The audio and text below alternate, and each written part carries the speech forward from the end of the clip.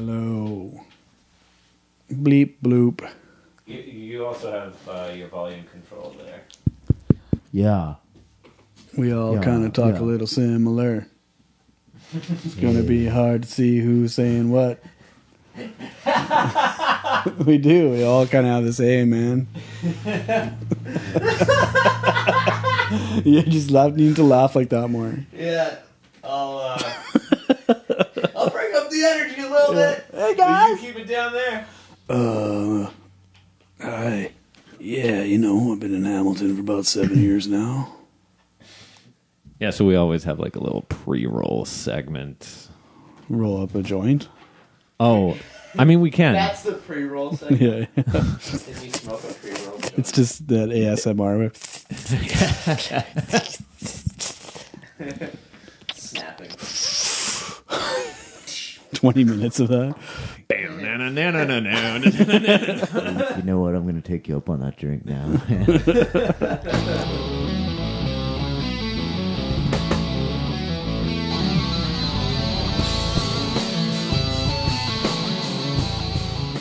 I feel like we used up all the funny doing the mic checks.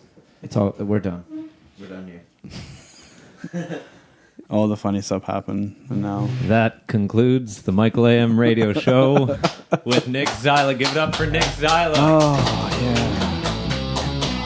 yeah, Our last of 2022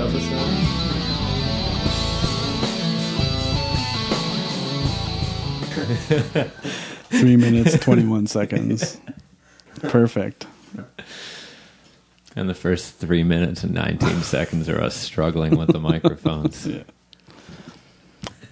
Yeah, we're back with another regularly scheduled program coming at you Tuesday mornings, maybe, sometimes. On the show today, we have Nick Zyla. Who is Nick Zyla? Some kid from out west, from the prairies, Ukrainian. We paint eggs out there. We sit in huts. Just wait for our neighbors to come, and a bunch of babas making pierogies, man. That's where I'm from. Who is Nick Zyla? I don't know. Can change 5 times in a day. Are you an entertainer? Yes, definitely. That's where You I feel that for sure. That's where I feel most comfortable, actually, to be honest.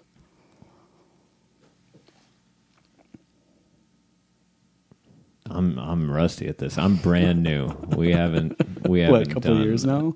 Yeah, it's been over a year since the last time we did this, and we tried to do it. We're like, every time we tried to get one going, the rules kind of changed a bit, and it was like, it'll be frowned upon to have people from outside my social bubble in my house.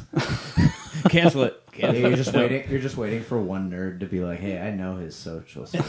And I know that guy's not in it." You're going to get shut down having me on instantly. Yeah. Oh, well, all right. Well, that's fine. So, today, if I'm going to say the most prolific musical artist in Hamilton. Wow. Are you from here? Am I from here? Yeah. I grew up. Wow. Okay, that says something then. I've seen. I don't think anyone has recorded and released as it's you're on a Viper level of. Do you know who Viper is? Please tell me you do. You do. What from G.I. Joe? No, the rapper. Oh, G.I. Joe.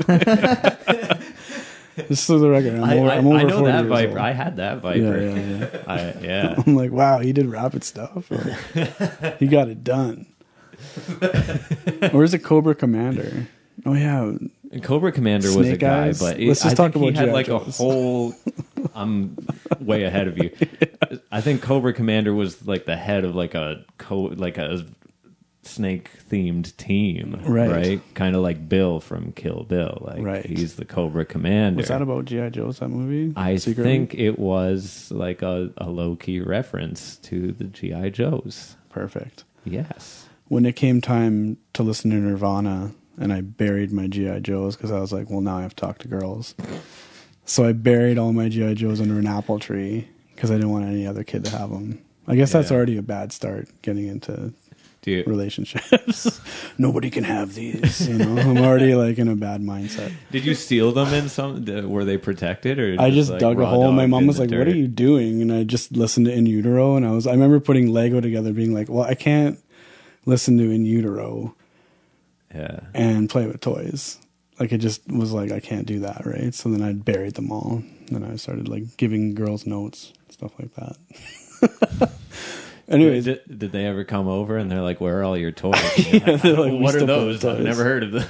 Let's play with Polly Don't Pockets. look in the backyard. When do you stop playing with I guess no, we can still put together Lego, but when do you stop like really playing with toys? Like doing the vocals, and when does that stop? Junior high? Playing with like really playing with toys. I think. Meaning like action figures? Yeah, like really like doing the voices, and like when does that stop? Is there a transition? Do you listen to Nirvana? I think at some point there's like someone who like grew out of it who makes fun of you, and then you're like, guess I don't do this anymore. Maybe you didn't have that. You were just like, I can't talk to girls if I have GI Joes. Like you put that together yourself. Maybe it's cigarettes. Like you started smoking cigarettes. Yeah, maybe like it's cigarettes, and then you're like, oh, I need one thing in my hand. I'm gonna melt my toys. No, at least I wasn't doing it. Better bury them in the dirt to protect them. Yeah, they can't be. Yeah, it's actually like for their protection. You really still want. But back to prolific. It's funny because I didn't start hearing that till I got here, and I actually didn't quite remember the words. So I was like, oh yeah, prolific, yeah. And I looked it up, and I was like, oh, okay, I get it. I was like, oh, that was cooler. No, but it's a hobby, man. I think talking to a therapist recently, she's like, well, it better not be your coping mechanism that you record so much. But your therapist said it better not be. Yeah, and I was like, whoa, it's getting in my head, right? But it's more or less, if I got time, that's what I'm doing. Because there's nothing I'd rather be doing. So why would that be a bad thing for recording to be your coping mechanism? Because I'm not dealing with it's like what's in front of me, when really I am, because it's coming through the music. Right. So maybe she didn't really see it like that, but man, I have a lot of problems if I got 3,000 plus songs. Is it 3,000 plus? Yeah. Wow. Yeah. But no, and it's what will happen is if I have a couple days, I'll do it like 10 or 12 in a couple days, and from scratch, and then that'll be that. It's just like you catch that little wind of creativity and just go. And then usually, I think there's one I like out of those, so I fired them out in like quantity, like large amounts, and then there's like a couple of good ones in there. Where other people will spend like a year. I don't know how. I couldn't so you're do it. saying that like you've been in like a album a month rhythm, right? Or have you about two a month, probably 2 a month now, averaging at what, like 8 to 12 songs, or no? Sometimes like just like 15, sometimes 15, 20. And you're saying that like you'll do like a bunch you'll invent the songs in a day, and then you'll feel strongly about one or two. Yeah, after I won't even really realize. And then each of these albums is like a collection of like several of these sessions. Yeah, it's usually a couple nights. The album will be a couple nights, yeah. So there's more that like never got fleshed out. There's 215 solo, and then probably many more with other people. But albums. 215 solo albums, yeah. Yeah. Started in like 2001. We got this little like palm top recorder studio, like put it on your belt. And then, so the first 30 aren't very... How old were you in 2001? 19 or something. 19? 19 okay. 20 or something like that. And that was the beginning of the recording journey. Yeah. Like as kids, we would always, same thing over 2 nights. I would get a machine. We go downstairs, just like drink. Well, we started drinking coffee. That's what music does. But, so we would do a bunch of stuff with our friends. But as soon as I got like my own stuff, that's when it really started to like rapidly. But I mean, that's what I do. I come home, you don't spend money, you write music. It's kind of a good deal for me, you know. Yeah. It's like hermit out in your place and just bang them out, right? But yeah, no, it's fun. Like for me, it's fun. Hell You know, yeah. it's usually starts with like an image. I'll usually do the cover first, and I'll just stare at that the whole time. I'll stare at the art. It might change like 3 or 4 times, but and then I'll always going to be a rap album where it's going to be like techno, and it just will like end up being folk. Like any idea I have, it will like drastically change of how I want it to be. But Do you make the art? mostly, yeah, like I'd say like 90% of the time. And you're like 95% taking like a real like a picture or doing a painting or like anything Anything really. Yeah, right. Okay. Yeah. Mash it through a bunch of 100 filters. Yeah. You know, but I really should start getting other people to do the art because that's what really people see. And sometimes it's just like 8-bit garbly gloop, you know. It has your style on it, and there's a lot of value to that. I guess. when you see it. Although you bounce around a lot because there's one that you have on Spotify. It's a black and white. Like, is it a self portrait of your face? The new one It's a photograph. Yeah. in the clouds. Forget the name of it. I like that one a lot.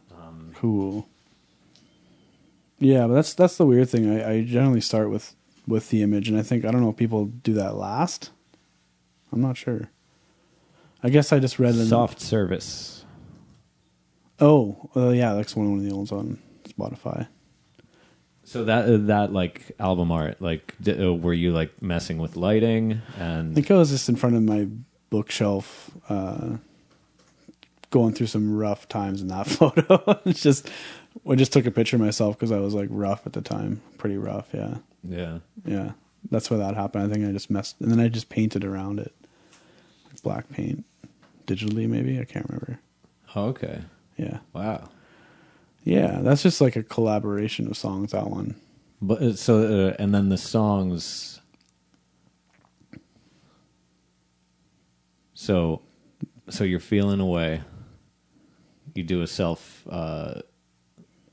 Like if we walk through the creation of that Soft Service album, right? You're feeling how you're feeling. You kind of take a photograph to document it, and then you're messing around with the photograph, and then you have like a final image, and you think that looks like an album cover, or you start getting like sounds in your head that. Yeah, kind of. I'll just do the image, and then I just kind of have it to the side while I'm doing the music, you know? So then I just kind of like look.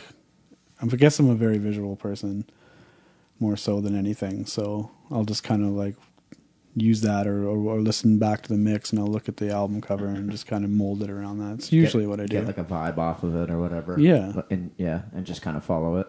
Yeah, pretty much. You know, it's funny because I have 2 pieces of artwork from other artists, and I can't come to doing the album with them because I think they're so good that I don't want to like let down that artist. You know what I mean? So like some girl or they from Newfoundland did this wicked watercolor for me.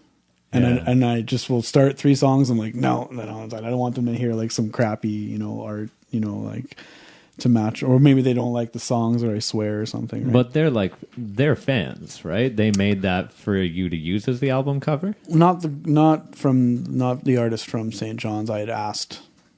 I'd always saw this image of this like serpent in the water with a little fin.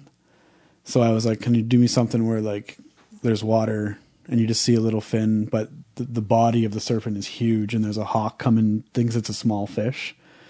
And so she did that for me, and I'm just like, oh, it's so cool to see it, and from like a really good artist's point of view, you know.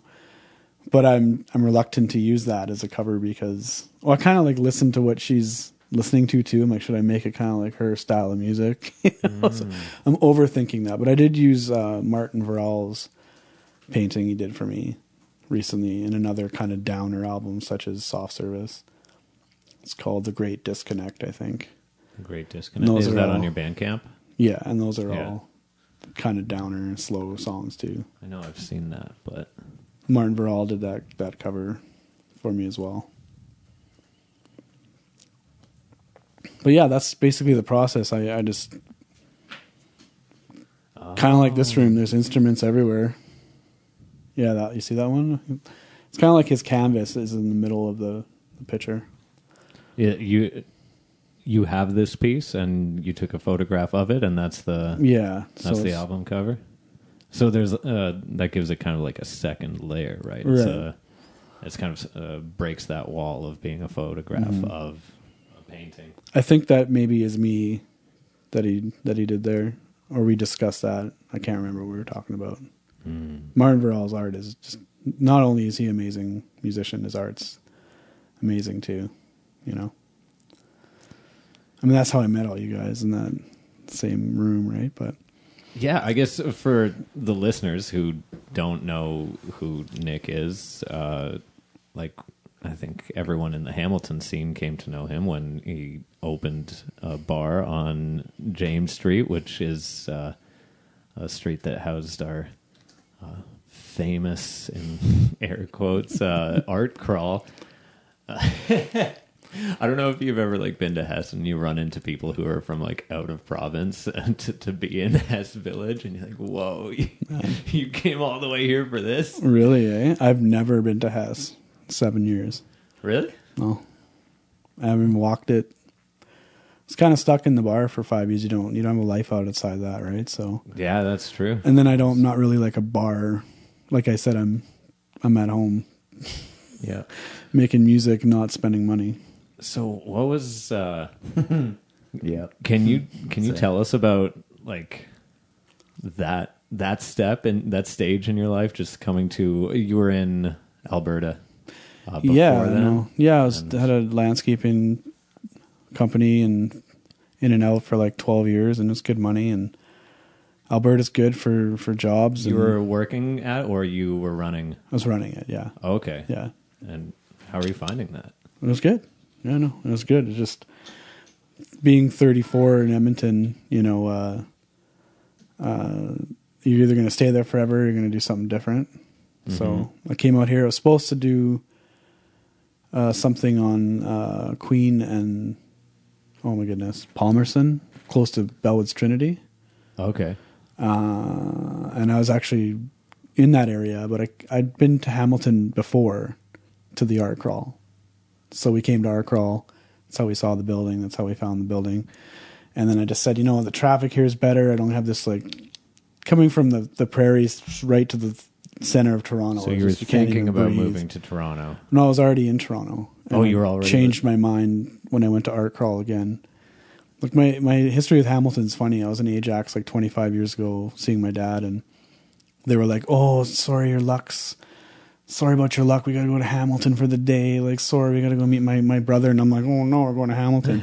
And even out west, they're like, "Oh, at Dumpy Hamilton." And you drive to Niagara, and all you see got is quite the reputation. Yeah, all you see is the industrial wing. So you don't know unless you actually like get right into it, And I'd seen the art crawl before, but 25 years ago. So I'm thinking, oh, this sucks.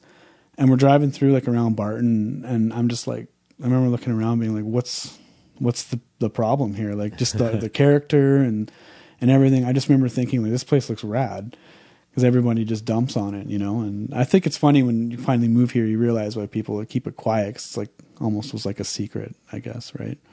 Because to me, the town reminds me of like Jasper with the escarpment. Sorry, it's not a mountain. Coming from Edmonton, you're not going to hear that from me.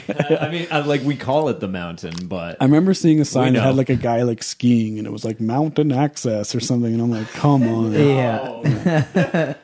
But I was a nerd, and I looked it up, and it was like, to be a mountain has to be 1,000 feet, which is pretty close. I think it's like 600 at some points. Is it? So it's not too far off, I guess.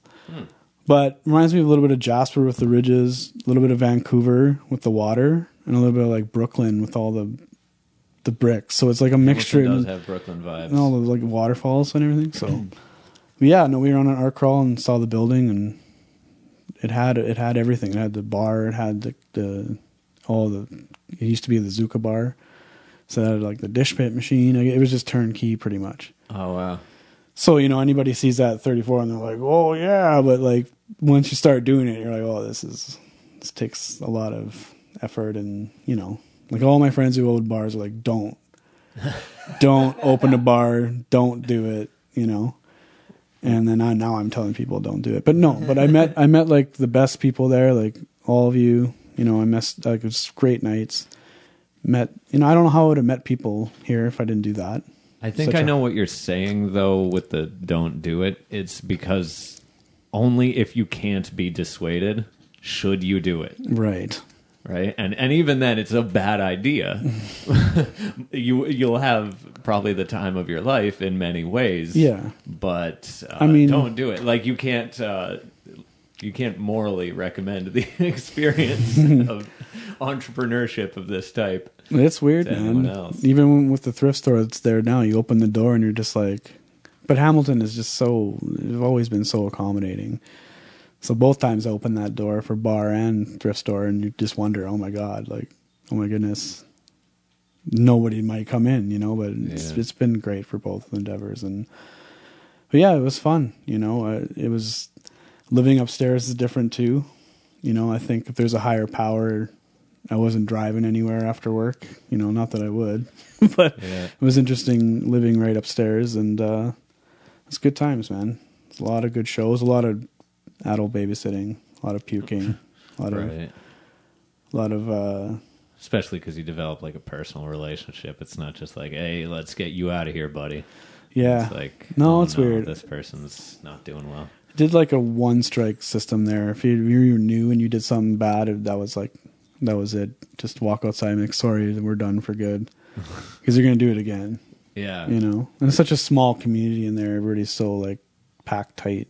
Mm-hmm. But I remember when we first opened, you were so nice, and you're like, let's do the open stage, and you're like, you get up here and sing, you're like trying to get me to go up and sing all the time, and you're so nice at the beginning of that whole thing. We met because you so Nick had a Kijiji ad up. Really? You put an ad on Kijiji, just like looking for a new bar / venue. I'm looking for musicians, and really. Yeah, and then I met you there like before you had like opened the place, or you had like sort of really. Yeah, I guess so. Yeah.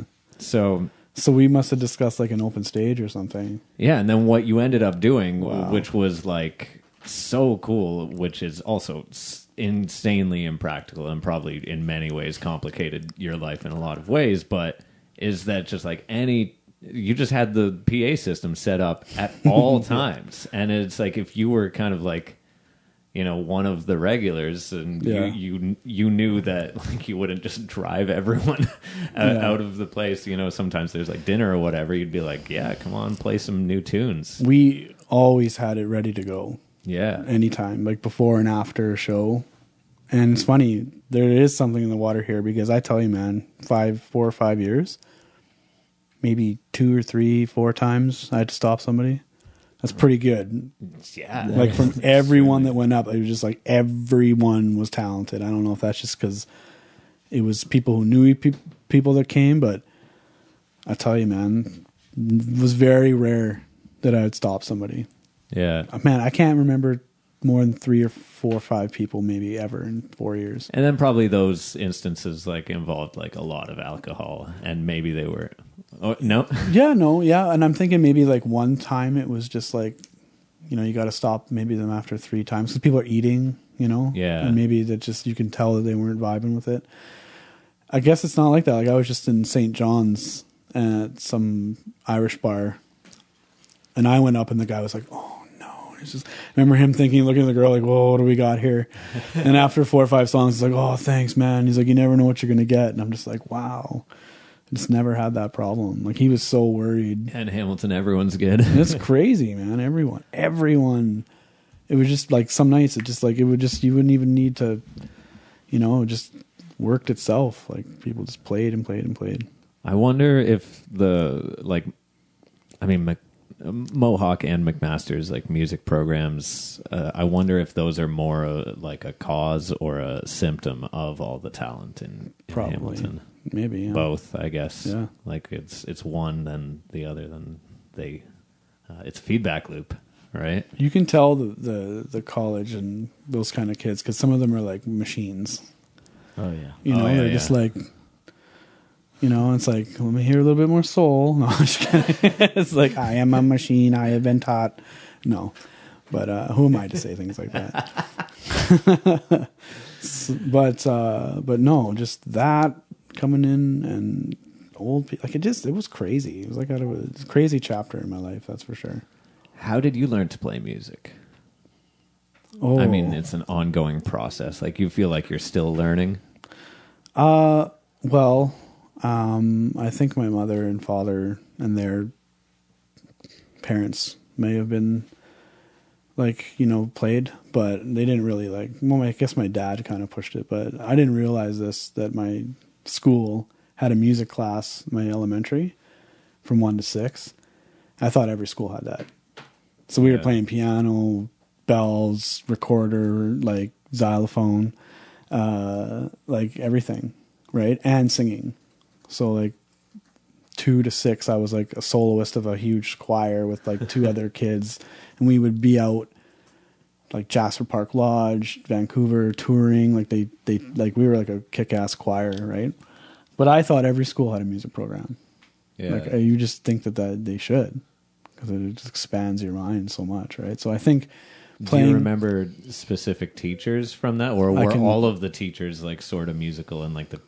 I can was it name like- all the teachers from my. And all of them like played something. It was just a room with Mrs. Lazaruk was her name, and she was just so strict. Like she was just so unhappy and strict, and so I think that's why we were so good. 'Cause she was never happy. But she was like the music teacher. Yeah, Mrs. Lazaruk. And Mrs. Ferguson was like the good cop. She was like the nice one. Like, you're doing good. Mrs. Lazaruk, I remember she'd pinch her fingers in so we'd all get to the note, and she just was never. And I remember I went back to school like 10 years later just to see the school.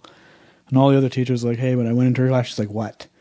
I'm like, it's still lodged in there. It's still like somewhere. Not like little Nicky Zyla. Yeah. I haven't seen you in 20 years. She's just like, what do you want? Yeah. But I think that's why we were so good, because she just demanded more than perfection. And I still see her doing that finger thing when I'm trying to get You feel notes. yourself off pitch? Yeah, I still see her face. Yeah. But I think that's probably where it started. And so in that school, I don't know how I convinced the school to give me, like, have you ever seen Neverending Story? Oh, yeah.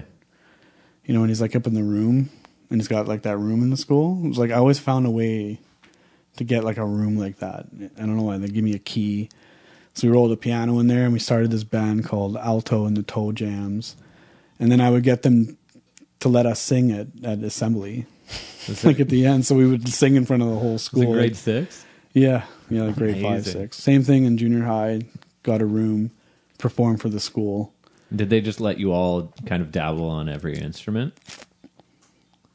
Oh, yeah. Yeah. I would just There was no convince like, them to you let us study play. the piano, you study. Oh, you mean for the music class? Yeah, or yeah. Yeah, because when they give me a room, we would just jam, like in grade 6. Like So you had like a music class, and then they kind of made like music, like free time, more available than. I guess you don't have much of a frame of reference because you didn't go to a music school, like a non-music school. Yeah, yeah. No, I convinced them to give me just like an empty classroom that I would go to at lunchtime, Yeah. and then we would just jam in there like grade 6ers and just like make songs.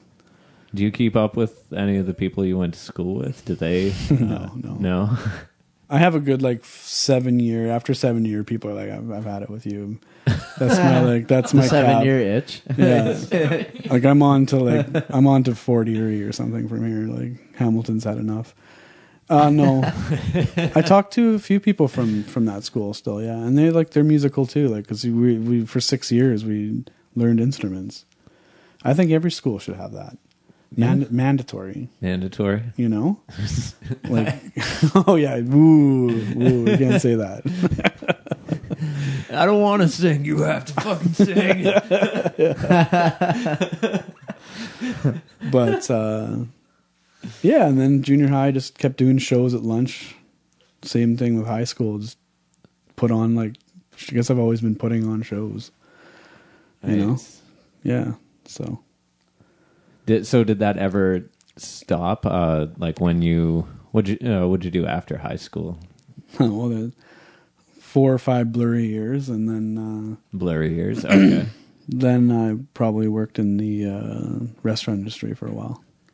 And I remember you telling me about some blurry years music. The music making never stopped in the blurry years, right? Yeah, it did. It because did? I was like, yeah. Yeah. I didn't have the means or the equipment or, yeah, those are just, yeah, it's my own choice. Yeah. That stage, you know, pretty sure, but no. And then it wasn't until like, yeah, I got that little recorder, started to get back into it, you know. That was the Zoom multi-track thing? Or? Oh man, it was like a 4-track, like put it in your pocket. It's pretty cool. I think it had like a huge SD card. I don't know what it would have been. 16 gigs would have been like wild at that time. 16 gigs? Yeah. 2001. 2001. Wow, That's a big card for Yeah. that time. Maybe it was even less. Maybe it was like 2. Did 2 it gigs. record WAV files? Or Can't did you remember. do everything It in was MP3? like I used that for the first little bit, and it was so bad. It sounds so bad. I was going through it. I'm like, it's so bad, and I'm like drinking every night, so just terrible moans almost. You don't want to listen to my first 30 projects, that's for sure. There's some good like instrumental stuff in there, but it's all drum machines, right? So Were there bands or was it all solo? through that time, after I'd have a band in Edmonton, we'd play. Yeah, Did you say you had like a boy band? Not like a boy, but like that's just like that a post I four-piece with like the frosted tips. It was just like a Oh, pretend that's like a post. joke. Yeah. What did I say? The ex-boyfriends or something? I can't remember. The X's or something. Extensions. I can't remember. The extensions, and yeah, no, that wasn't in the boy band. I'd say that the choir was kind of like a boy band because Maybe that's what. standing there with sashes and singing solo. I don't remember any sashes from the Choir Backstreet days? Boys videos. But no, we had a band in Edmonton. It was good, and just played a bunch. Like, you know, Edmonton's a bubble. Like, you got to get out. It's like out in the middle of nowhere, so it's tough to get out of that bubble because there's nothing 4 hours away. There's Yeah. Calgary to the south, but there's not like Vancouver. Like, there's nothing. Here, there's like 10 million people. It's like endless connections. Where Edmonton is the same bands. You know, who got out of there? Nickelback. Maybe from around there. Like, not many people get out. For some reason, I was thinking earlier today, is Nickelback from Alberta. They're from Alberta, Oh. but they're from like the Prairie, Like Hannah or something. It's like, Are they? I think they're like from all over. The I mean, they look like Alberta boys, 100%. the other Kroger that isn't Chad worked at Starbucks. There we go. And That's right. the coffee was 95 cents, and he'd be giving a nickel back all day. This is where it's from. That's the name. That's Yeah? how we got the name. Yeah. So thanks, guys. Have a good night. I'm out. this concludes it. No. But who else? Like Jan Arden's out of Edmonton, St. Albert, a couple others. Who's your favorite Mac Canadian musician Mac of all time? DeMarco was there for a bit. Canadian musician of all time? Yeah. Jeez. Oh man. That's tough. I'm trying to think of my arch rival. Well, it's not my arch rival, my nemesis from Calgary. Does his own videos and his songs are just so good. But I'm trying to think. My arch nemesis is sick as fuck. Your favorite musician is like a guy you don't like Well, no, no, I like him. back home. You never watch a cartoon and then like the guy's arch nemesis, he's honestly so dope. It sucks, man. I hate fighting him because I like him so much. I don't know why. That's Goku and Vegeta. That's why Yeah. in the Japanese cut of Dragon Ball, Goku's like, Krillin, let him live because I'll never fight someone this strong again. which is like super irresponsible. And I think they decided that wouldn't play on American television, and they changed it. And they're like, "There's still good in him. We can make him a nice guy." Anyways, so Chad Van Galen is the one from Calgary that does his own. Chad Van Galen. He's like he just does their own animations, and the music is just absolutely fantastic. And I just remember playing in Edmonton, and you'd be around and show, and I'm just like, oh, guys, I just feel like, no, why do I even play? I know I'll listen to this later and think of hundreds of more people from Canada. That's the only thing that rings a bell right now. Like I'm sure there's so many more. Yeah, I guess Hayden is big for me. Hayden. Yeah, like Girl of My Dreams. Know that song? I don't know if I as do. Bad as it seems. Oh, yeah. As a daughter. Yeah, so it's funny because I guess out here is like, that's Hayden walking down the street, but I'm from out west. So the first super crawl at the bar, he was outside, and I'm just like, oh my God, it's Hayden. And I talked to him and sounded like an idiot, and it's like, you should come and play the guitar. And he had somebody like come scope the bar out for him, or like somebody checked, you know. Oh, really? But he was out and playing. But for me, well, then I talked to everybody about that, and they're like, oh yeah, it's Hayden. He's here all the time. Yeah. It's like, oh, I'm not, used to it out here yet. But Hayden, another big one for me, for Canada, for sure. I know I'm missing so many. I'm just blanking out right now. Probably. There's at least 4 more Canadian musicians out there. Yeah. What did I write here? I saw. All right, so I tried to do like a little deep dive. I saw this video where you're like auditioning to be a VJ. Right. You found that? Nice. Yeah. Nice. I think it was the first thing that came up. Cool. Maybe not. I don't know.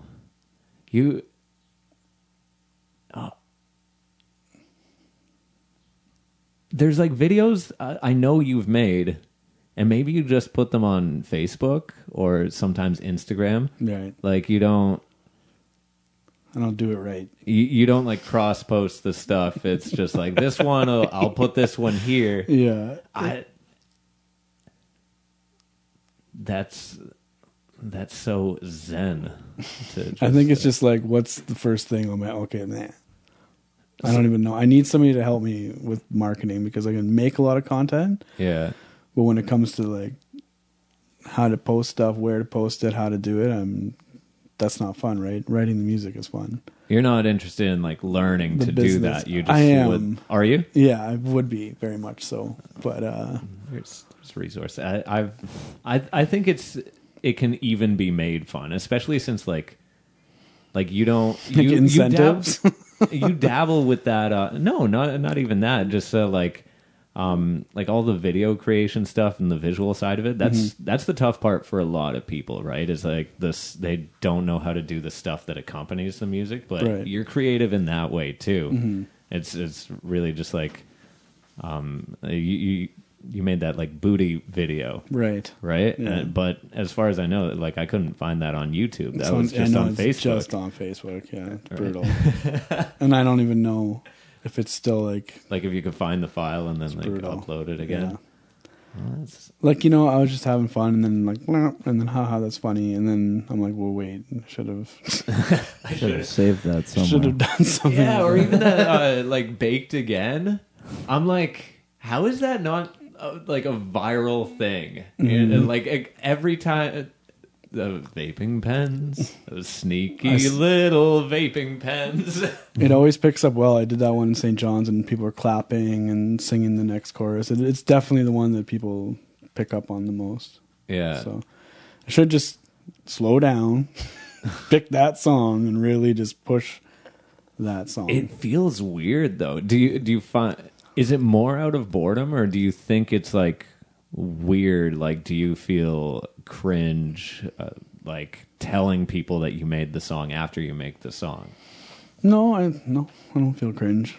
So it's more out of boredom. You've made the song, and now you have an idea for another song, and you're like, why would I waste time like that? Yeah, it's putting probably this on more platforms and telling more people about it. Yeah, I'm probably like done with that now. And like on Bandcamp, and that's it. Just like nobody knows. 216. You know, Yeah, well, that's why like major artists have like a whole like social media team and stuff, right? Because like the last thing they want to do is like mulch over the same thing that they did, right? Yeah. And like figure out all the creative ways to keep marketing it. Imagine and then Kendrick if they're Lamar. doing that, they're wasting time not creating new stuff, right? So that's why they have the team so that they can do the yeah. fun stuff, Yeah. which is really boring, and keep creating the content, which is like the fun, the actual fun, Exactly, the meaningful part, or the reason why you get into it in the first place, Yeah. right? There's so many hoops for them too, though. Like I feel like a lot of major artists like would and could release more music if they wanted to, 100%. but they like their labels have to keep it like around a release cycle, and they want to make like a big splash and all Right. this shit. But there's also like if you're the guy who can pop out an album every month, that's that's marketable too, right? So, and there's like people who want that, and it's strange to me that like that person hasn't found you yet, who's like, I know how to sell a guy who makes an album every month, Right.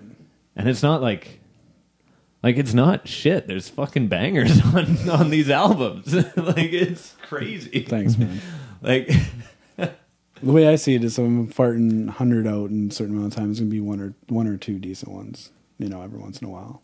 So well, that's the crazy thing is that like you're just sharing every step of that process, and then it's like that, like Rick Rubin would have like the Red Hot Chili Peppers or the Beastie Boys or whatever, like hand in like 100 songs, and then it's like we'll work on these, yeah. and it's like,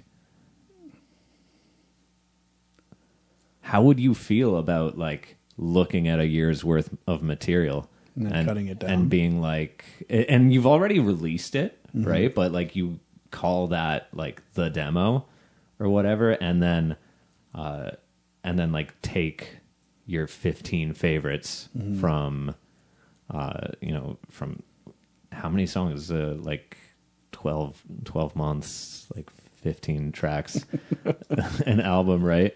Yeah, it's like up there. like that greatest hits would be pretty fucking rad, and then you like revisit these songs and kind of like tweak things to what would that be like a fun thing? It's tough for me to do. you, Like, or- I'll put the ones I don't like on the back of these Bandcamp albums, and then everyone will be like, I like 9, I like 10, I like 8. And so that's why I can't be choosing these songs, because I like the ones at the beginning where people are like, oh yeah, 8's good, 9's good. I'm like, I buried those because I wasn't even going to put those on. Because So- you didn't like them. Yeah, and I'm putting the ones in the beginning that I think are good. They're the 6 feet Top deep 3. cuts. Yeah, yeah. So when I start going through everything and start to categorize it, I just can't. You It's can't so be hard trusted. with 3,000 to like divide these songs, and it's too much. I need like a team Yeah. and somebody that's not me, because I'm so attached to certain ones. I think that most people like the stuff I don't like that I put out. seems. What do you tend to be more attached to of your stuff? I don't know. I don't know if there's really a rhyme or reason. Does it tend to be like the lyrically sillier ones, or Man, it's just, there's so many different songs and genres that like I'm literally blanking out when I'm making these. Like, I'll listen back and I don't even remember certain parts. Like, I'm literally blanking out when I make this stuff. Like, lyrics, one takes on the spot. Like, just I'll be like, wow, 8 hours just went by.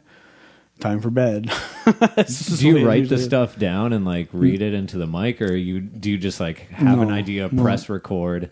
I'll just go to the computer. It's like this, there's instruments everywhere, and I'll just generally start with guitar or bass, mostly guitar, and then just go from there. Whatever I hear in my head, like I'll do vocals second.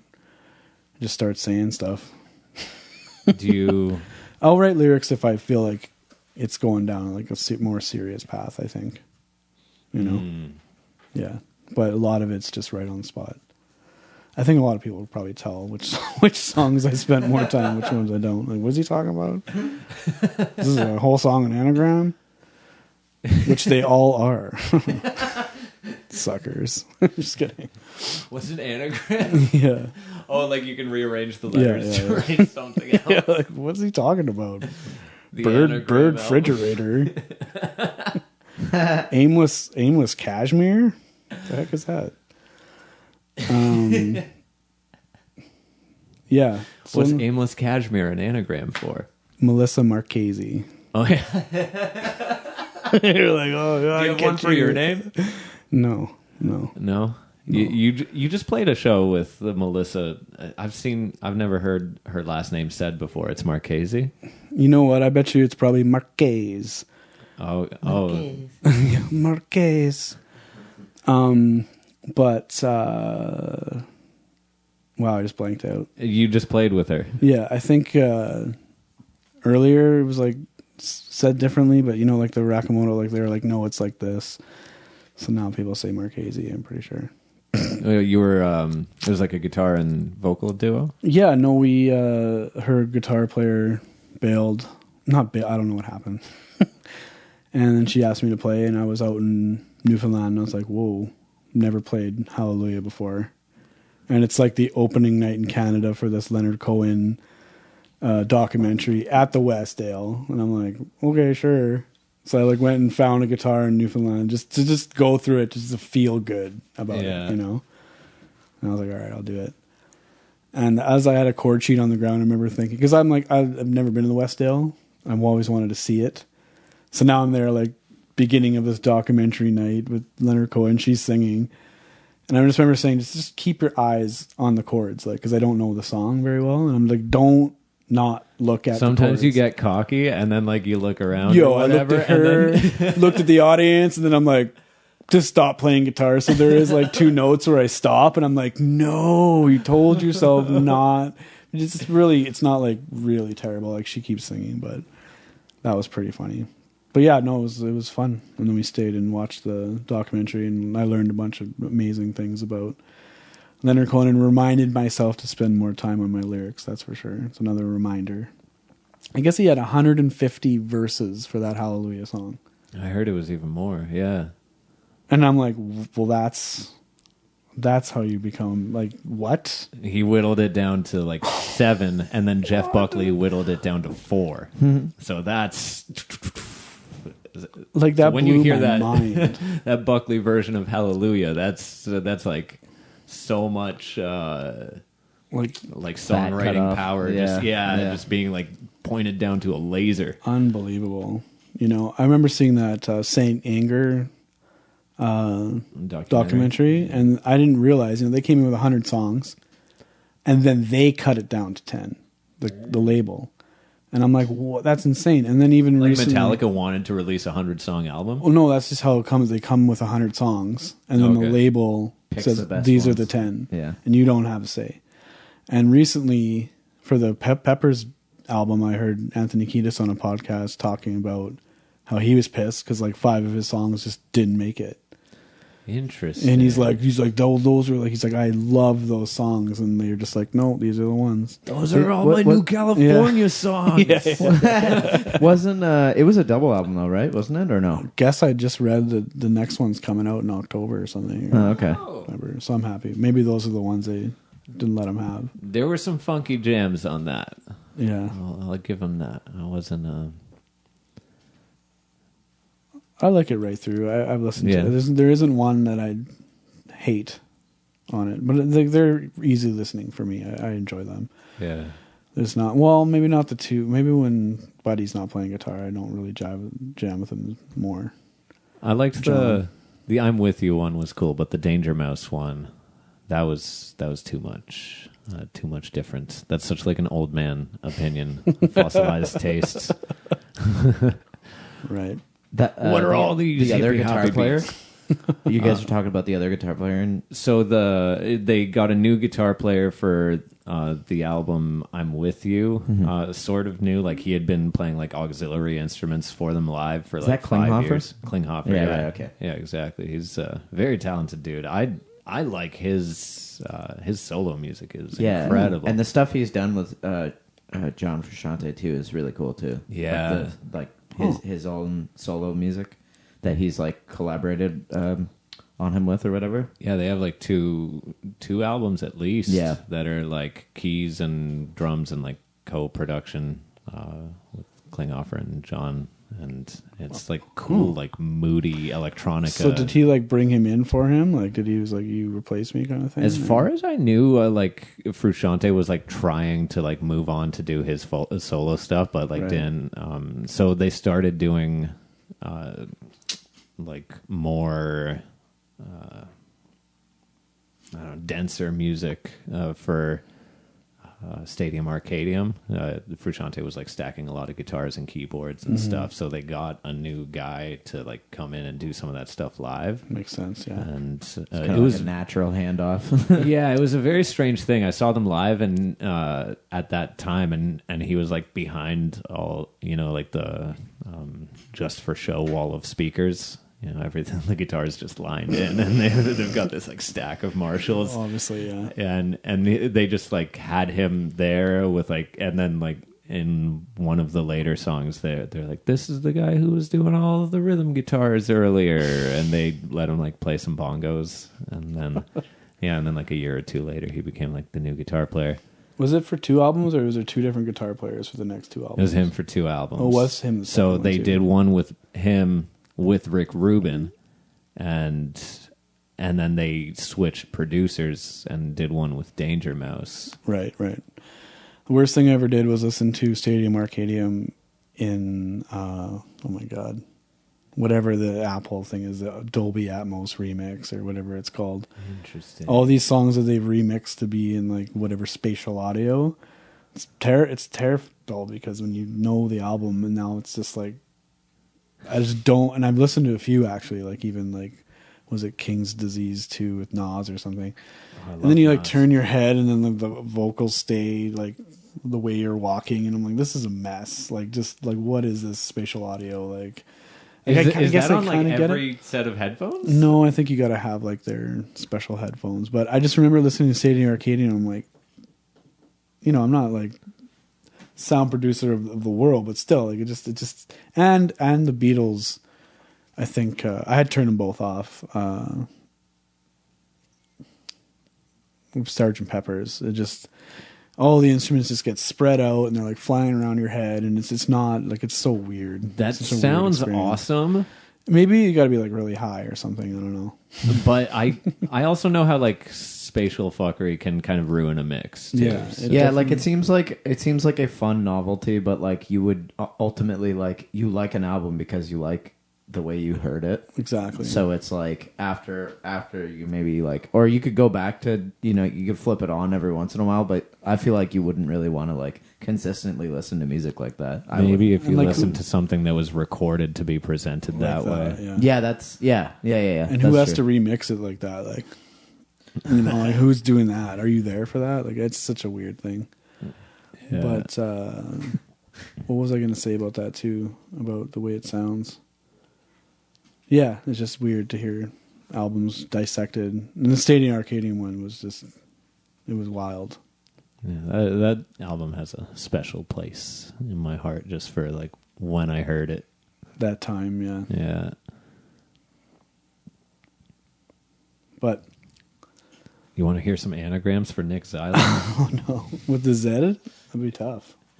Cal Zinke. There's not a lot of good ones. Is that like a first and a last name? Cal Zinke? It sounds like something from Star Wars. Is that a word? Yeah, I guess Cal is like a proper name. A Zinke is Zinke in the, is that adverb, adjective? What do you call it? Like a descriptive word? Zinke? Zinke. That guy is a little zinky. Is it like a... All right, he's ingesting too much zinc. He's a bit zinky. He's a bit zinky. He won't be out tonight. That guy's zinky. I have to reel back to the Much Music VJ video or whatever. That was because my friend wanted me to do a video for her, so we finished hers. And then she's like, well, you got to do one. I'm like, no, I'm not. And then that was like, we did that like real quick in like a studio I had in Edmonton. And there's only like, we can be VJs together. Oh my God. Well, she's in the video at the beginning when I like push her out of the way. But she made a serious video. I'd say a bit more serious than the one I did, yeah. Yeah. But she had hers on for like the full 2 weeks, and finally she convinced me to load mine like third last day. I actually did pretty well with only 3 days. Should have done it for the whole 2 weeks. Oh, it was a voting thing? Yeah. Like for the 3 days, and I was like, whoa, like I should have. I mean, I don't know. Like, people. That's attractive, like to vote for the shit poster, to kind of like disturb the whole thing, because you have like an idea of like who the VJs look and act like, and they're all kind of the same. And this guy's just like, hey, fucking banging on a piano or whatever. You just shred the guitar for 2 seconds in that video with no context and just cut to something else. I was like, get me out of this city. Yeah. So that's the context of that video. Do you ever think about how your life would have panned out if you got the gig? I didn't even consider. Can we meditate on it for a second right now? I remember going to Canadian Idol in West Edmonton Mall, and me and my friend, and we were about to go up, and everyone was just brutal that went up. Like, we would have just destroyed. It was just like, one guy was like rapping bad. Like, it just, whoever showed up, nobody showed up. And I was like, well, that's interesting, because why aren't people showing up, right? And that's same thing I thought. What would my life have been the next, because I wouldn't have made it. So then you would have been like, have to be secretive for 6 weeks, because you got to like sign a thing. You can't say anything. And I was like, I'm not going to be able to work, for 6 months. This is stupid. So I didn't go up. My friend went up and he destroyed. Same thing. Couldn't work for 6 months. He had to sign like a non-disclosure. You couldn't work? Because you're like trapped in Toronto. Like, you can't tell. Oh, he was on the show. Yeah, he went like top 50, right? So he had to like be quiet. But yeah, he couldn't work. I don't think they compensated him. So they don't compensate you. You have to, maybe your room, but they don't. You don't like, you're not getting paid. Like, yeah, like even like a per diem or whatever. Yeah. Wow. So I remember being like, I'm glad I didn't do that. Because I would have killed. I was going to get everybody to clap. Ooh, bet you wondered how I knew. It's like, it would have been awesome. But yeah, Canadian Idol. It would have blown the judges away. And then you would have been stuck there. They would have owned every single one of your albums henceforth. Oh my goodness. The dream. Do they still do, speaking of the VJs, they still do that? Like, is there much music? Does it still exist? I feel like all those legacy channel things is still called it. Yeah. Is it? Actually, I think it's called Much. It's just like marathons of like 16 and pregnant. But I think that they are. I was at the Bell up front in June, and they, I think, are rebranding Too Much Music. So I think that they're actually making a pass at like redoing it in some. They're going to try to do music videos again. I don't know. Yeah, but they had like the old or like retro-ish looking logo, and and I think that they were going to change it back to, because it's just Much right now. Like at best, it's like the cable, good to be a Vivo channel or something like that. Yeah, like there's no in the world of like YouTube reacts videos and shit like that. They don't stand a chance. Yeah. Well, I'll submit my VJ video again, and I'll be like, well, but like from 10 years ago, and then you show up. The news channel is just going to be me and my 3,000 songs, start to finish. Yeah. Oh my.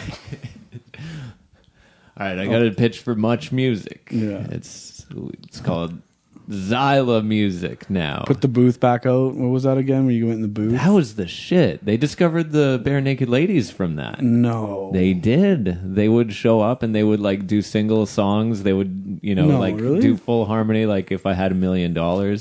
What? Yeah, man. Wasn't most people just drunk in there? Yeah, they would just show up. They're coming out of the bars.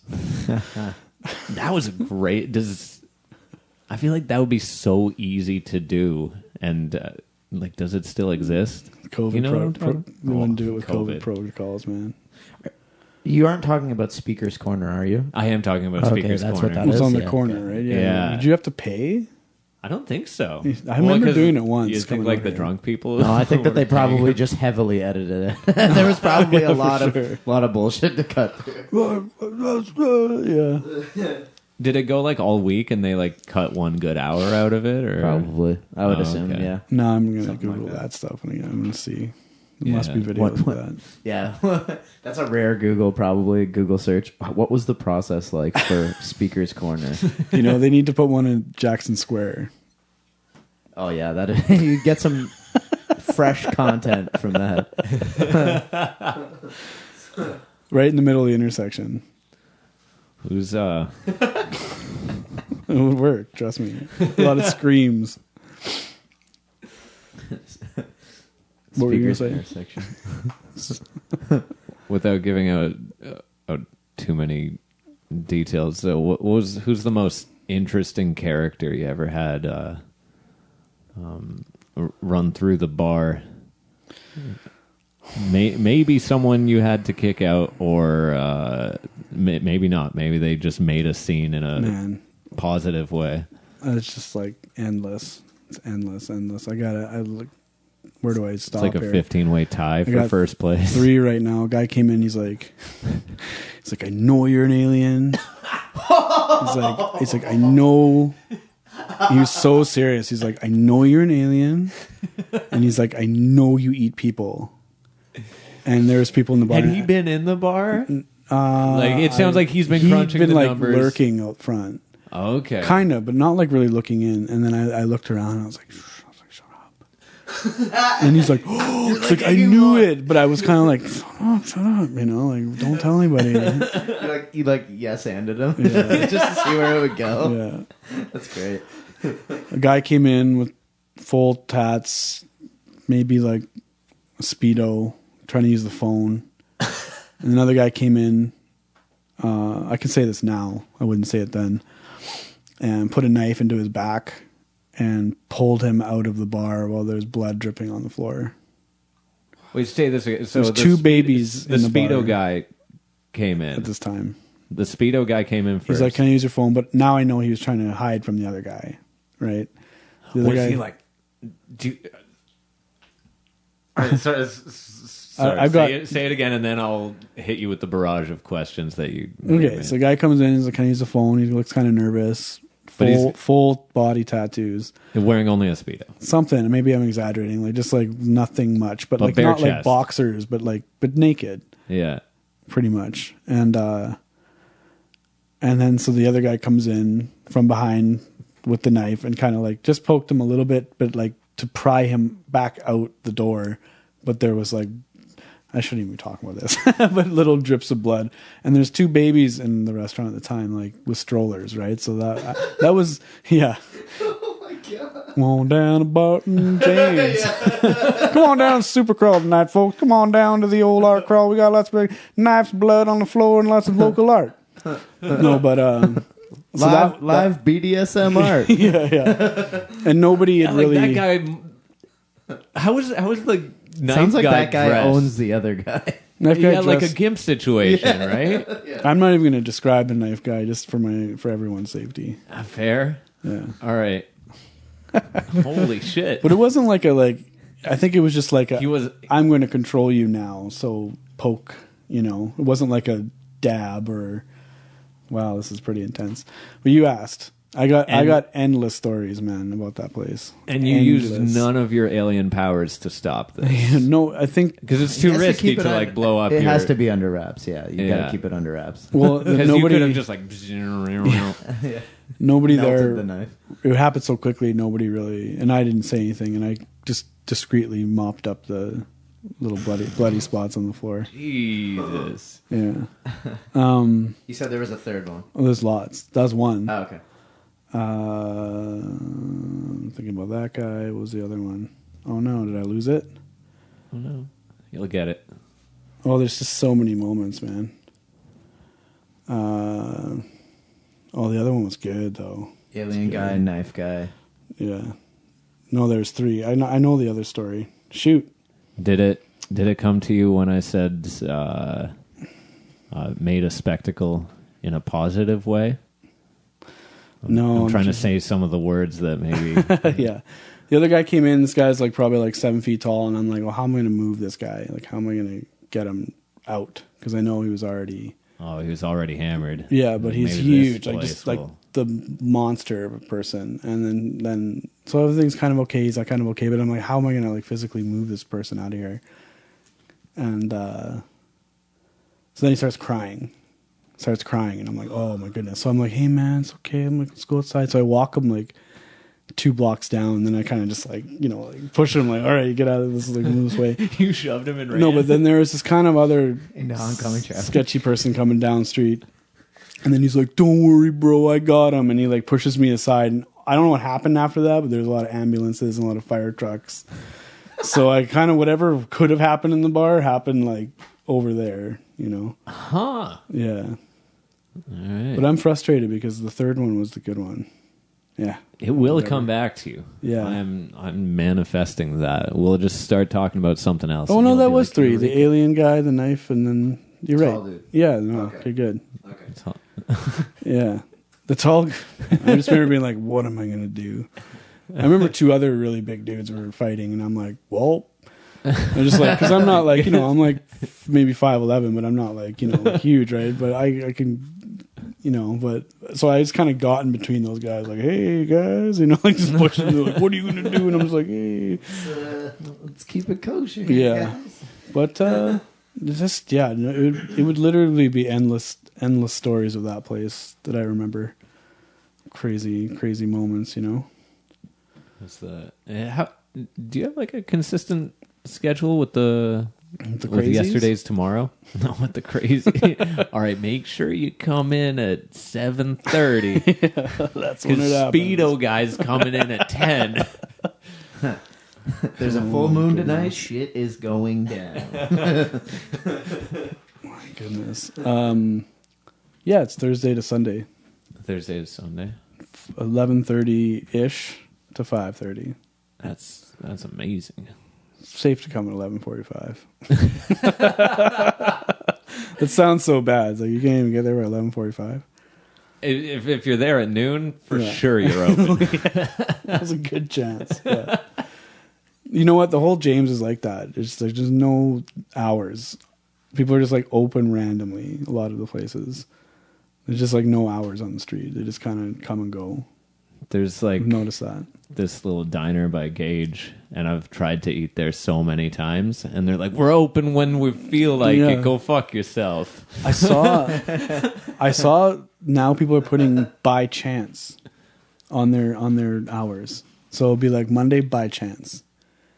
So like what? You gotta like drive there and walk there and hope. Yeah.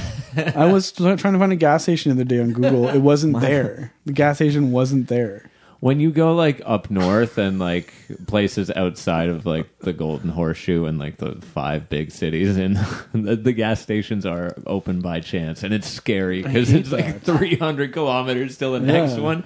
You're like, oh, I guess I'll just die here because it's wintertime. Or like go back to when we were kids and it was like just didn't have that.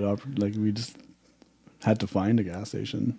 Yeah, right. Back in those days, right? No, we didn't have GPS and Google to tell us the hours. You just had to go there and pray that yesterday's tomorrow's was open. Yesterday's tomorrow. That's his store. Yeah. Man, I You was think I came up with something that good off the top of my head? I really thought so. Nah, man, you overestimate me. Yeah. I was guess so. driving and It's been a long time, man. Man, I was driving and I was like, yesterday's tomorrow. I was like, yeah. I was like, oh fuck, that's great. And I was like, and then I Googled it and there wasn't much of it. And I'm like, yeah. Got this whole sign made for the window. At this Martin- point, you still didn't know what it was going to be. You're just like when Oh, I knew it how was you a start thrift with store. an album cover. Oh, Yeah, okay. yeah, no. But then Martin Verrell comes in and he goes, the hell? And I go, what? And he goes, that's my last album. I go, oh, it's probably just like bouncing around in my head. But I thought I was like, oh, awesome, right? So now he sells his vinyl there yesterday's tomorrow. Oh, nice. But guaranteed it was like ping from the game ping What do pong. they call it? in there. Right? Parallel thinking. Yeah. Yeah. So then I quickly, it's when not he that. said that, I was like, dude, it's a homage to you, man. Like, that's what I first said to him. I was like, this is that. Yeah, man, this is for you. Like, I was like, when you walk down the street, that's a piece of you, dude. And then later I confessed. I was like, dude, I totally forgot. Thought I made it up on my own. I think there is a few other, like, in the world, if you Google it, a few other stores that are called Yesterday's Tomorrow. Or things. I can't remember. Your Yesterday's Tomorrow in Hamilton. Next it'll be like, who knows? Oh, you're gonna change it Every up 5 years, man. That's every 5 years. Next. Before it was the 7-year itch. That's Yeah. with people. Yeah. No, for me, it's for always businesses, 5. it's 5 years. I try to do things in 5 years stints. Interesting. Because then I'm like, I got to get to that 5-year mark. Do you like plan it out across 5 years, or you just notice in retrospect it's 5 years since you did that? I just say to myself, let's do 5 so you're not like winking, is that a word? Just like dipping out at 1 or 2, just get to that 5-year marker. That's what it was like with the bar. I was like, okay, I'm going to go for 5 years. It was only 5 years? Maybe less. I know I did 5 You opened in Supercrawls. 2016. 15. Right? 15? Yeah. Okay. I know we did 5 Supercrawls. And then, yeah. But that could have been the tail end on each side. Oh, but yeah, so it wasn't like maybe it wasn't 5 calendar years, Yeah. like Felt- to the date, but it Felt was like a lot longer. it spanned 5 years. Yeah. Yeah. That, Jimmy and I were joking about starting a place, and then we both were just like, oh, yeah, 'cause he You know, we're had just like- Baltimore house, right? yeah, but we're both like, oh man, it's such a ride, you know? That's a whole other thing, you know? We were like 40 people. Like, I think, wow, how much Do you could go fit? into it with like an exit strategy, or would that change things if you're like, you know, we're gonna open a place and it's gonna close on this date? Just tell everybody, Yeah, get what you get in this span. That'd be interesting. that would be interesting. I'll take over Hollywood and it's called This Ain't Zyla's.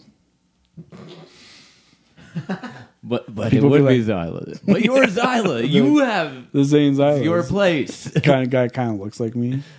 Yes. Yeah. You Way more look alike. way more ambition, you know. This ain't Zyla's. But then he starts like coveting your life. Yeah. And he edges you out. Slowly He's like, takes I'm the my real inst- Zyla now. Yeah. You're like, no, it's me, Zyla. And everyone's like, no, that's Zyla. I'm outside. Like, can I get in? Like, no, man. This ain't Zyla's. That's the joke. It's time for you to leave Hamilton, but Please do that. I know I thought of that, but it's a lot, man. It's a big commitment for a gag. Yeah. What I wanted to It's do huge. was I wanted to rent a place out on Lock and call it Poo Poo Pee Poo. Okay, I had the logo already, and it was just gonna be a pop up, but I wanted to piss everybody else off on Lock, and then it'd be Yeah. like toilet seats. Oh, someone's got to take him down a peg. Yeah, like bring some of that James slime, Yeah, To Lock. We got to degentrify Lock Street. but I'm keep like with you. the bow ties. Like, welcome to Poo Poo Pee Poo. Like, would you like to see the entree menu tonight? And like actually have like a 5-star cook. Like I had somebody set up. Like I actually was going to do this. Poo Poo Pee Poo on Lock. I had like it all. I had everything. Do you go like fancy with the presentation, or is Very it like fancy. a turd emoji, but then like you get in and it's like a 5-star restaurant 5-star you're saying restaurant, like but the- toilet seats for seats, for seats? like actual toilet seats. Like they're like really toilets. they're like the padded ones. Yeah, like from the On like a 50s, like bench. the nice. Yeah. Yeah. I still might do it. I've Is been there like a throwing around. bucket underneath the? Are they functional toilet seats, or is that aesthetic? I don't think you can serve food and You have that encourage happening. shitting at the Yeah, you can't. That's a women's problem or something. Funny enough, I think Heather Valley or something, if you know her, had the same idea, and it was the poo and pee were off by 1. So mine was poo poo pee poo, and hers is like poo pee poo poo. And she's like, I want to, because one day she's like, I want to start a place called Poo Pee Poo Poo. I'm like, fuck. You're probably both just remembering like a Ren and Stimpy bit. Yeah, probably. But I just want to do that to Lock. I don't want to march down the street. Just want to do a nice place called Poo Poo Pee Poo. And just balance it out a little bit. Because they got their Starbucks. James just got I can't believe I'm talking about this. James has a Starbucks. A Domino's now, so they finally got their first chain, James, which is terrible. Had they not had something? No, it's all like Ma-Pa stuff. Was that by design, or I think just they start to see the by demographic of the street. Well, you'd think that they'd be putting a Subway or something on James, but nothing like that ever, right? Yeah. So now it's finally tainted with the Domino's. It's over. On to Lock. On to Ottawa now. Wouldn't that be amazing if that theater was a venue? What's it called? The big theater there? Zoetic? No, that's on Ottawa. On Ottawa. It's like 4 letters. There used to be an antique mall in there. It's an old theater. Oh, yeah. I know what you're talking about. I don't know what that was called. Is it Avon Theater? There's a place around the corner from there on Barton called... Oh, it was something like Stonewood or Woods or something. Elmwood? They have like a... Maybe. They have like a big like side awning thing. Have you been in there? No. It's massive. Apparently people had like weddings there back in the day. And Yeah, maybe it still. looks like it got like decorated to be just like a general hall in 1982, and they just left it, and just like they didn't maintain it, they didn't replace shit when it still got fucked up. 1982. And no, it's not still 1982. It's 2020, and this shit's all just been sitting there from the 80s. So it's apocalypse. A little bit, yeah. And they have an upstairs that's the same size. Wow. And massive. And there's all these like weird hidden little like places that would be dope ass music venues or, you know, clubs or whatever in Hamilton, like that place. Like like minimum 300 capacity in that, like standing probably 4 or more. And then if you had both sides running at once, which you could do, or there's another place on have you heard of the Citadel Theater? No. It's right downtown. It's on like the second floor of just like some random apartment looking building. And it's like 150 seat, like soft seat theater. Yeah. Wow. Yeah, Citadel Theater. I should look that up. I'll call up Jimmy and we'll get right on it. Yeah. Oh, hell yeah. He should be on this. Yeah. I filmed him doing Gonna Be a Mighty King. Like, okay, what is the cover of We're doing a duo show at Casbah, so he'll probably be playing that for sure. Yeah. I love when he does that song. I like listen to that he's recording. He's a crowd pleaser for sure. Yeah. When's the show? Yeah, I don't know. I'm just kidding. August 14th, 6:30, Casbah Lounge. August 14th, 6:30, Casbah Lounge. Nobody's getting stabbed. Sorry, guys. Ain't nobody getting stabbed today. Just jinxed it. Come on down. I'm going to stab you myself. Take back control. If I'm the one doing the stabbing, then there's no... there's no anxiety. I know someone's getting stabbed tonight. As soon as my set's over, it's just bingo, dab, dab, dab, dab. Everyone's getting dabbed. Red bingo dabber. Just imagine bingo dabbering somebody to death. Like how long that would take. From blunt force trauma. Yeah. They die of boredom. They're like, oh, okay. Yeah. Well, I'm done with this. We should revisit Mythbusters just for this. Can someone die of boredom? Of a bingo dabber. I guess you could. Never mind. Shouldn't go down that road. Thought. I would kill somebody with a bingo dabber. You tape 5 of them together. Yeah, how it... Like, I think we're imagining, like, the recommended bingo dabbing use. You're, like, hitting them with the soft portion, but if... Same spot. If it was something that you had to do, you know, like a Saw type scenario, right? Each of you gets or just you get a bingo dabber. Like, Either you stay here and get bored to death, or you bore this guy to death with a bingo dabber. Like, you probably use like a corner or something. Yeah. of Maybe it. maybe the liquid is poisonous. Oh yeah, maybe you just feed it to the Try person. that first. Yeah, just, hey man, drink this. Like, it'll be weird if I'm just like hitting you with this thing. Like, This might- we both know there's no way out of this. Yeah, I'm already hitting you with a bingo dabber, so things are pretty not looking good for you. You're tied up.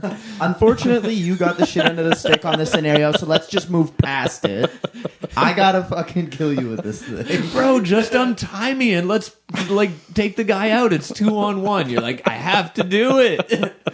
Drink the dabber juice. I love it. Just move this podcast to hour 19 and start from the bingo dabber part. Trust me. How many hours into it are we? 125. Oh, it's close. Probably 120 because I think we had 5 minutes of nothingness. Not bad, not bad. Yeah, I think 5 to 10 minutes of nothingness, I'd say. On average? Like when Oh, we on usually average, start like when them? we usually do it. I have no recollection of how these usually go. It has been, Complete mental wipe. yeah. I don't know. Yeah. There was a lot of stuff I learned from podcasting about how I talk. Yeah. And at first it was like a little bit of like a shock of, saying and stuff. And there's Right. certain things that edit out really cleanly and certain things that don't. Mm-hmm. You've been podcasting too. We talked about that for a second. Do you? You're laughing. I'm reluctant. Yeah, no, it's just because I guess I'm just curious to hear how people create their songs, and that was the whole point behind it. So your concept with your podcast is you have What's it called? It's called the Zycast. Zycast. Just That's a great name. Zycast. That's a great name. Yeah. That is a great name, and it's you have a name for like your recording operations. It's like Mr. Studio or Yeah, I keep is changing back to that Demolicious. And there's Demolicious. little like monster biting on a CD, which are both obsolete these days, I guess. A CD and a dinosaur. Kids are like, "What's this thing? Yeah, Why what is is he it eating a eating?" donut? This doesn't make sense." I like the Demolicious because it just sounds like that's what we're getting into. Because back home I would record I recorded like SNFU. That was like a little bit more chill. But like bands are coming in paying like 10 grand. And this is like big operations, and I just kind of like trying to get people that don't have the money. I like doing that better. Were you Giving them- getting hired to do that, or did you Yeah. have your own space? No, like in that Much VJ video, you can see the studio I had. It was like 16-foot. See, it was amazing. It was a much better place to record like big bands and stuff. Who like ran that place? That was me. That was you. I did that like Oh, on the weekends of the landscaping. Yeah. But I had a little baby grand in there. But here it's a bit different. I don't have like, I didn't even have The to put same reverb on the facilities. drums in that space. It was just beautiful. Like my friends helped me make a to spec mixing room for like mixing. It was like dead in there, But here, if I hear people that just don't have the money to go to a studio, I try to help them just get like something better to put on social media, Something to get them some gigs. just like 200 for the day, like just cheap. That's what I like to do here. So that's why I like the Demolicious sound better than a studio, because I just Can wanna people get in touch with you for that, or do you kind of let that happen? pick and choose. No, I Like if someone hears this right now, how No. do they get a how do they hold of get me. a spot at Demolicious? You just it's by chance, man. You got to catch me on the street. You got to catch me at screaming on the edge of Jackson Square in the new sound booth. No, it's I do it. It's just it's up in my place right now, and I did a song with Leo, Yeah. and it's just chill. I just for a while there, I was driving to people's houses with a van that I had, and Oh, yeah. would do it like in their living room where they feel comfortable. Because that's the one thing about the studio that was weird. When you had the big window looking in the room, people are nervous and the big white lights and everything. So I like to just keep it chill and relaxed. Yeah, they call it like the red light syndrome, right? Yeah. Where, someone who's really good, all of a sudden they're just Yeah, like, they don't get stage fright. They're seasoned musicians, but they can't play their own shit. yeah, Or, like, something's a lot of the time clicks throw people off. And even if they have like really good time, just like listening to it. Yeah. Just like beats the life out of it for them. Yeah, totally. So I've seen that. When you're recording, you're like chasing this, like, okay, I'm trying to get the perfect take. Because you do it one time, right? Yeah. You do, and it goes in a catalog, and then that's it, right? But it's like the perfect take of this might have been I played it fucking 2 months ago on stage, right? And so like that's all like that's always what like gets in my head when if I'm like tracking You're like drums chasing or the something. dragon with it's like I know the best time I fucking played it. It was like 2 weeks ago, or whatever, you know, or whatever. It's interesting you say that. Like when I have drummers, when I think something's really good, I'll have a real drummer come. I drum but like if I want somebody like certain drummer, I won't show them the songs. So I try to get them on that first, like, yeah, I like this, and I'm like, we're done. And they're like, no, I want to do all these other things. I'm like, no, I got you on that. Like, I'm feeling it for the first time. I try to get that first, that natural feel. yeah, right. Yeah. And then, but they hate that because they haven't heard the song. And then they're like, I want to do all these changes. And I'm like, no, that sounds Do you good. chop it a bit so it's not like if they made something that they saw as like a mistake, would you leave that, or would you find a way to like craftily kind of patch that up a bit? The musicians I find don't make mistakes. No, I'm just kidding.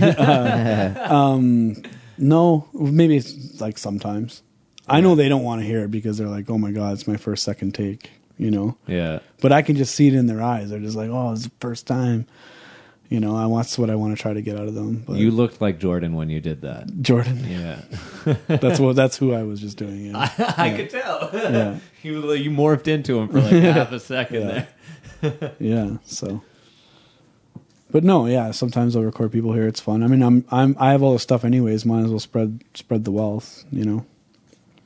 Yeah. I mean, if I had a dedicated space, maybe I'd charge more because I'd have to maintain the rent and stuff, right? But so that's just great my with the own name stuff. because it kind of like it leans into what you're, you know, like your ability to turn over these good sounding recordings at the Yeah. rate that you do. So yeah. like the name kind of manages expectations. It's like we're not going to sit down Yeah. and fucking tinker with this for 6 months. Like, No, you're gonna. oh my God, no. Because I've had people. It's a year and a half. I'm like, let's just finish this. You know, they're not done. A year and a half later. How are the? But that's the way it mostly is with these people. Like they usually spend a year on an album. Like, most people, and then they like really dislike take it seriously. You know, Yeah. it seems to be like a year. It takes people. I couldn't do that. 12 songs. I'd rip the skin off my scalp. I couldn't. There's no way. I'm done. Next. Is there one of your songs that you're particularly proud of? Proud of? Yeah. Is it like? Do you have like a favorite child? Probably like Amber Eyes is one of them. There's like many versions of it. Oh, okay. Baked Again, just people seem to like that one. I'll throw that out and people get on it real quick. Like the funny stuff, Amber Eyes is not funny, but funny a very stuff nice song. people seem to click with. Yeah. When something's funny, they'll definitely. I've noticed my funny stuff, people like that more. They're just like, it's funny, you know? What's do you have a song that like took you forever to do, or is everything that you've ever done? It's always you try and get it done as fast as possible, kind of thing. Just fast tracked. Yeah, I have a 12-minute song called Mind Brooder. I made it for Chris Brooder. Right. 12 minutes. And I'm like pretty much blackout making that song. That one's pretty fun. It's a ride. Well, it's called Mind Brooder. I love that came out of like, is there a song that you spent a long time? It's like, well, this one's 12 minutes long, so it took me at least 12 minutes. by design, it is very long. Yes. Some songs have evolved forever. Some Yeah, so you're saying like you did several versions of some of them. You have a piano song that keeps evolving. It's like a classical piece. Sounds very much like Chopin, but Yeah. over the years, another part will add on. So that's taken a while, I guess, to evolve. But mostly, I just sit, and then it just whatever comes out. It's pretty easy, like kind of like this room. I see instruments everywhere. Yeah. It's just so easy to be like, I hear piano. Boom. Oh, well, you know, like good thing to always do is bass and drums right away because it's just such a backbone of everything. If you can get it to feel right, Yeah. then you're halfway to making something enjoyable. Yeah, a lot of like the dance stuff or like techno or anything, it was bass drums first because that's like the backbone of everything. But as far as things taking long, no, I'll do like 5, 10's the most I've done in a night. 10 songs from scratch. Like recorded. Yeah, like all parts. Do you go back and mix, or do you mix as you go? On the fly. And then I mix on the fly, so I add all the plugins like as I'm going, which is my computer hates that. It's just like, please stop. No. It's like 12 years old. It's like, like I Core 2 or whatever, who knows, 12 years old. Does not appreciate that one bit.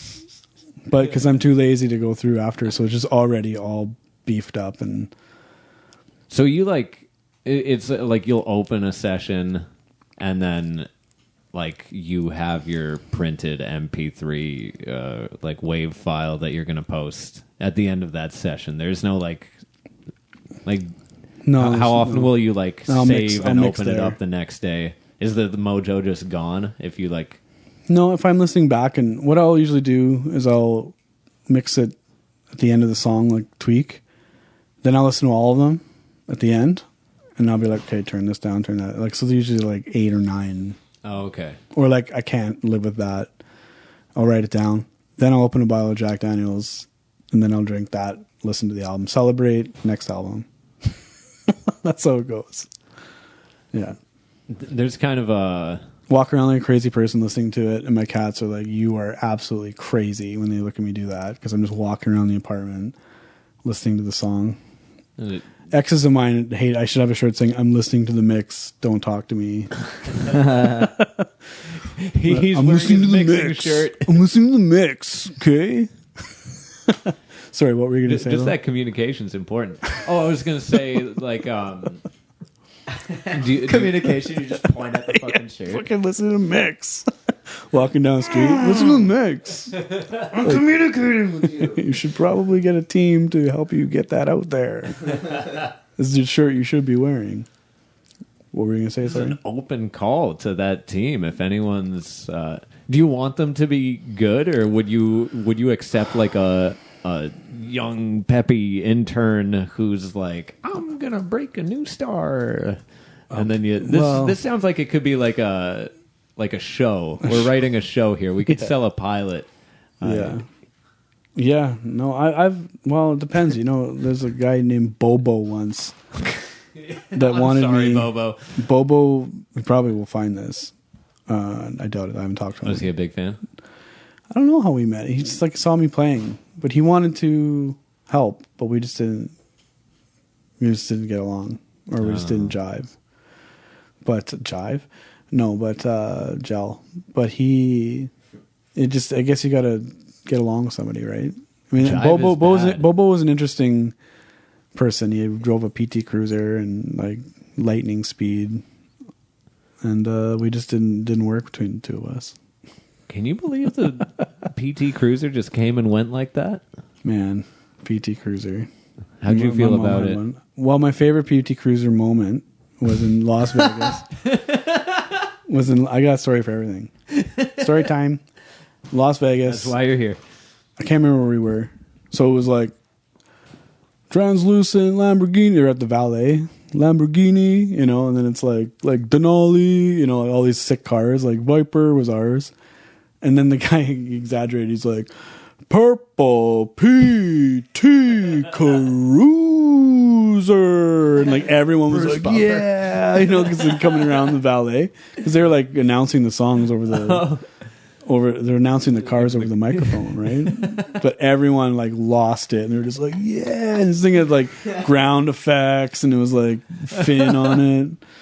Those things are weird. They're like little hearses. Yeah. Oh, yeah. But they're like bubbly hearses. Bobo's hearse. Bobo's hearse. Yeah, Bobo. So, okay, so there was a guy named Bobo, and he was going to help you get your stuff His out name there? was actually Bobo. Like on his birth certificate? No, he had to drive. He got me. It was a terrible night though. It was a baseball diamond in Edmonton, and for some reason it was only it was a brand new baseball diamond. It only had 2-prong plugins everywhere. So we tried to hook up the stage, and like the keyboard would turn on, but then the mics would turn off. So like a brand new place, they just probably cheaped out and had just 2-prong plugins. They didn't have the 3. that you need for like your amps and everything. So that, This is like a seated baseball stadium. and I was like, Bobo, come on, man, you didn't check, see if there's the right type of, but I was just kidding. That was the end of me and Bobo. A one-strike policy with Bobo, huh? That's pretty tight, man. No, but I always tell people, like, is it a percentage you need to? I just need somebody to marketing. I need. Did Bobo work for free? I can't remember. Did he take I think a we cut? like signed something, Oh, he signed something. but it was like very like couple months or something, just to trial run. Okay. But yeah, no, I need to stop writing and start getting it out there. Or both. Yeah, Or do you have time for both? I don't think so. Take like when you're 8 songs deep, instead of writing the next 5, just be like, I'm gonna brainstorm how I'm gonna get people to listen to these. Like, I got you only know what? people in my Facebook bubble, okay? I made it. This is my social media time. Different T-shirt. All of your T-shirts just say different reasons that I'm not allowed to talk to you. Yeah. Too busy talking to my 300 people on Facebook. My Auntie My Jerry fans likes need it. me. My Auntie Jerry likes it. Yeah. Shout out to Auntie Jerry. She's a real auntie. Yep. So sometimes people play a song on this. What? Would you want to write a song right now? Right now? Or is that? I know it's a big ask. I don't. What if we like left the room and just like leave you? Can I take, Or would you want to play one of your songs? or play a song that exists? I'm. You can absolutely play a song that already exists. Yeah. And everyone would love that, but Would be a cool experiment. it would yeah. does the microphone make it to the washroom? Because I could just go to the bathroom. And- That could be a song. It would be. That would be Pee poo pee poo pee. Poo poo pee poo poo poo pee poo, right? Plugging it hard. No, dude. This song is dedicated to a restaurant I really want to open up. Is that a GS Mini over there?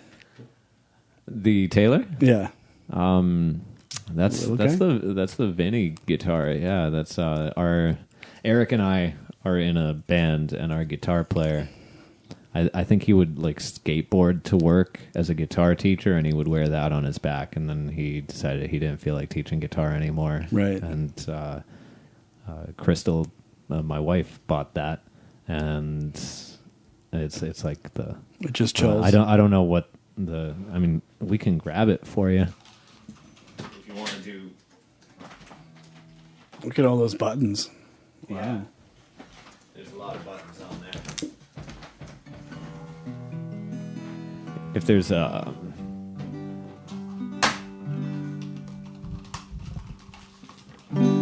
shit, wasn't that? Yeah, let's point a microphone at that too. This does.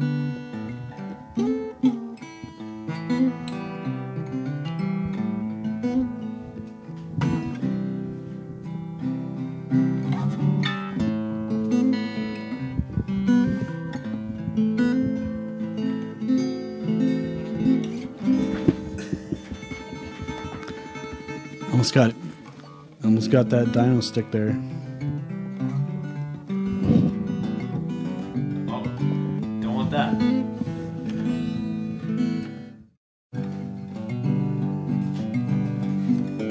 I think if I didn't have P, I tried to make something on the spot. So I'll just probably just play Baked Oh again. yeah, you can go to the washroom and we can just Yeah. pause the recording. I'm like, it's live. It's gotta be all live. No, we're not broadcasting or anything right now. Baked again. All my friends are baked again. Vaping pens, sneaky little vaping pens. You don't lie to me, babe. You'll be drunk or getting baked. You can lie right to my face. You're baked again. 649, you will win the 649, and you'll be getting high with all your money's happiness pie. You don't lie to me, babe. You'll be drunk or getting baked. You can lie right to my face. You're baked again. This is when you're really high and the snakes come.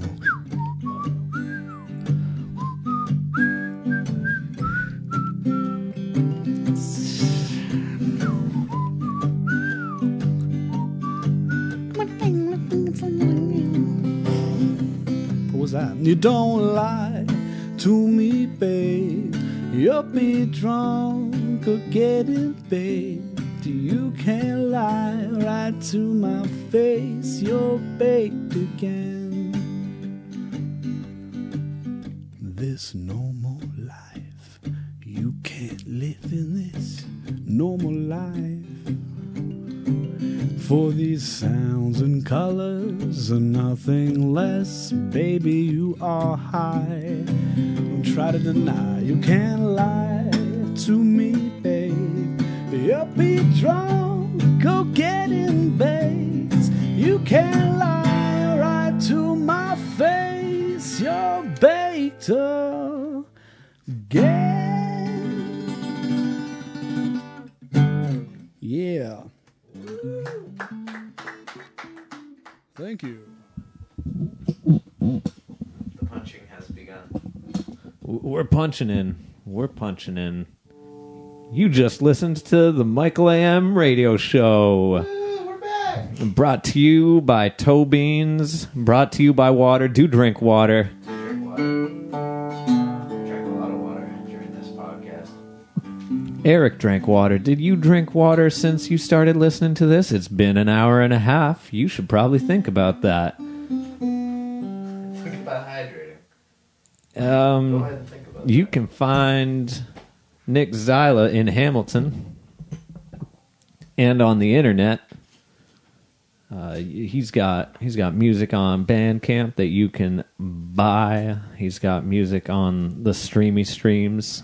It's all over the place, man. He's got cats. I've got a cat, so we've got that.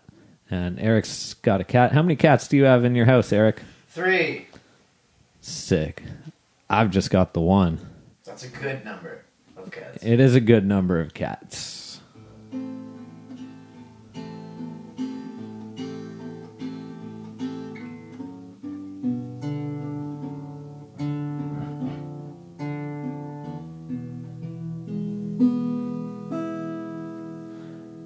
The Michael Am Radio Show.